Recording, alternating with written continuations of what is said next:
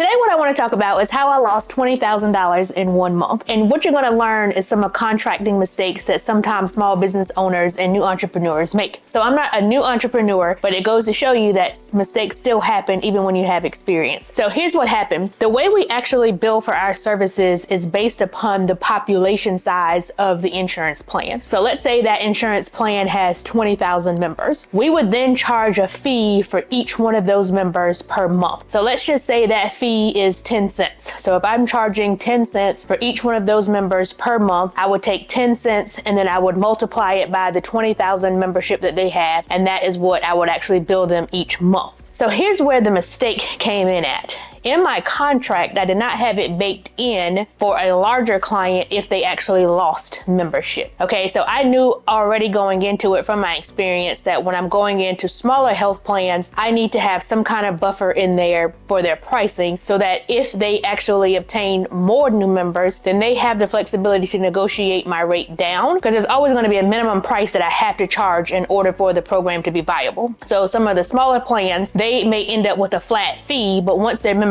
rises, then they're able to renegotiate and therefore get a lower rate because they now have more members to spread that cost out across. But what I did not take into account was if the larger client actually lost part of their membership. Even if I would have taken that into account, I would not have known what would be significant change in membership. Okay, so what happened was from 1 year to the next, this particular plan, they lost some of their contracts. They came out of the market for a couple of their plans. So therefore, those people could have moved into one of the other plans that they had, or they could have just went with a totally different company. And so what happens is they lost membership, and therefore whenever they lost membership, I lost revenue. Now you may be asking, well, Renata, why didn't you just renegotiate? Well, the reason I couldn't renegotiate at the time is because my contract did not have a provision that stated if you fell below so many lives or if you lost so many lives, then I, as the vendor, have the opportunity to negotiate what that price is. Also, what happened is my contract started in the middle of the year and it lasts until the end of March. So therefore, January, February, and March, I will technically be losing $20,000 per month on that contract because I'm locked into it until the end of March. Now,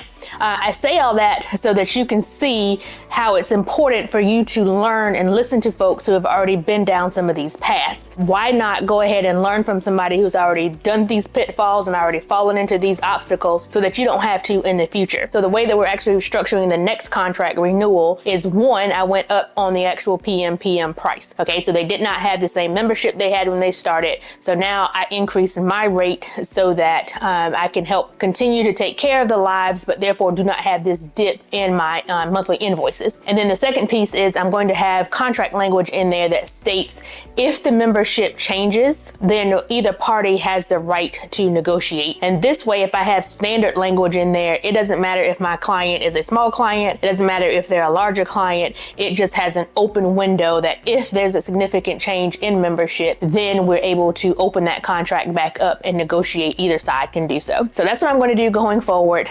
So luckily, it's only 3 months that I'm actually going to have to deal with the decrease in revenue because of the contract that I'm in. But it's a learning experience. So just make sure that you learn from the mistakes. And if you can, learn from the mistakes of others. And then that way you don't have to worry about running into some of these pitfalls yourself. Now, with that being said, I want to give you 3 tips about what you should have in your contract. And as your contract builds out, depending on your services, it's going to look different for everybody. But 3 things that I want you to make sure that you're looking at whenever you're doing your contracts is, number 1, how often are you going to get paid? And so whenever we first started out, we of course shot for what we call net 15, which means whenever you send out the invoice, your customer has 15 days to pay you. But most people do net 30, all right? And net 30 just means within 30 days, they're going to have their invoice paid. We have one client that does net 60, okay? And we tried to negotiate that net 60 down. It did not happen, okay? I hear a lot of influencers talk about some of the brand deals have a net 60. And so basically what that means is you're doing the work, because the way we bill retrospectively. We don't bill prospectively. If you are able to bill prospectively, I absolutely encourage you to do that. So what billing prospectively means is you're doing the work in January, but you actually invoice in December for January services. We do not do that. Our clients prefer us to do the work like in December, and then once December is over, we send the invoice in January to cover all of December services. In that case, if you think about it, if you have employees, then you have paid for the employee employees to work all the month of December. And then once you send the invoice in January, you're waiting that whole 30 days for your invoice to be paid for services that were covered in December. So technically billing retrospectively and billing on a net 30, you're waiting 60 days in order for you to get the money for the services that you've completed. But as an entrepreneur and a small business owner, you got to think you've got to still float payroll and any other expenses that you have during December and January. And if it's net 60, you're not going to get your payment until February. So technically you're floating payroll for December, January, and February. All of that is what people call cash flow when you're in business. So it's not that you are not profitable. Profit is not the only thing that you have to be on the lookout in business. It's also cash flow. Okay, so that first year of business, depending on how you're set up, you may have profit, but you don't have the cash flow because of the way your invoices are getting paid. Okay, our pharmacy is a very great example of that because of the way the drug bills come in and the way the payments come in. So one day there could be 6 figures in the bank, and then the next day it could be down to 5 figures in the bank because there's a drug invoice that has to be paid. Okay, so that's called cash flow because there's certain things that you always got to pay for in business depending on how your business is set up. One is payroll. If you have employees, if you have contractors, you're going to have to pay them. If you have office space, you're going to have to pay rent or building, or you're going to have to pay the mortgage if you own it, your utilities, your phones, your internet, all that stuff you're going to always have to pay. So that is what you're going to be looking at into your cash flow. The second piece of advice that I'm going to share with you is if you can have your contracts expire at the end of a year versus in the middle of a year or anytime during the year. And the reason I say that is because it's going to be easier for you to keep up with it. So right now I have contracts like this one that I'm losing the $20,000 on for 3 months of 2025 that will not end until the end of March. And whenever you do that, it's hard for you to keep up with them. And this goes back to making sure you have the right foundation in place, because as a small business owner, sometimes you're so excited to get that first client, and then the second client comes on, and then you sell something additional to your first client. So now you're picking up that traction, and before you know it, you've grown to a certain size and you haven't taken care of the basics, and now some of the wheels are starting to fall off of your car. Okay, and so that's why if you can set some of these things up in the beginning to be very simple, as you grow and get larger, the infrastructure already be in place. So if you can have it where your contracts expire at the end of the year, so if you got a multi-year contract like we normally do, so if you got a 2 or 3 year contract, instead of having it expire 2 or 3 years from the actual date it was signed or the actual effective date of the original contract, have it end at the end of the calendar year. And then that way you already know that I have X amount coming due at the end of 2026, X amount due coming at the end of 2027,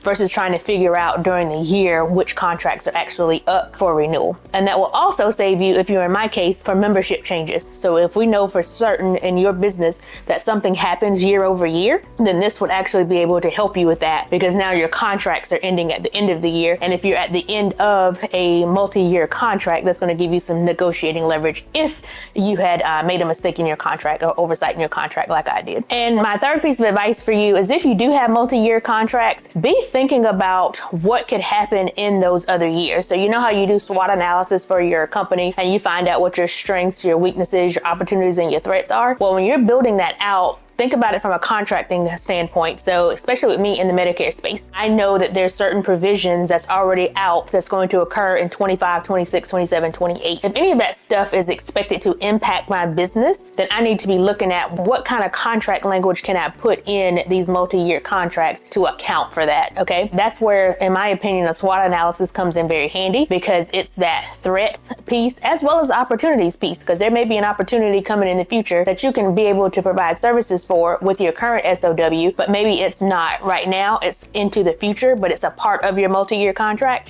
Start thinking about those things so you can actually bake it into your contract while you're actually doing the renewal or your original contract. So 3 things. 1, make sure you know when you're getting paid, and make sure that what you agree to, you actually don't have any cash flow issues if it's net 30 or net 60. I would always, and if I were you, at least push for net 15 and then let them come back to you and say, hey, we don't do net 15, but we can do net 30. And the second thing that you want to make sure that you're doing is have your contracts, if you can, expire at the end of a calendar year versus anytime during the year. And third and finally, a contract tip is for you to make sure that if you have a multi-year contract, that you're taking into account things that may occur in the future that you need to bake into the contract language of your current contract. So hopefully you found this video very helpful, and hopefully you can use those 3 tips that I gave you so that you have better contracts in the future, and it makes you think more about the contracts that you're entering into and what that contract language looks like, and you don't end up like me and end up losing $20,000 a month for 2 or 3 months of your contract. So thank you for watching this video, and I will see you in the next one.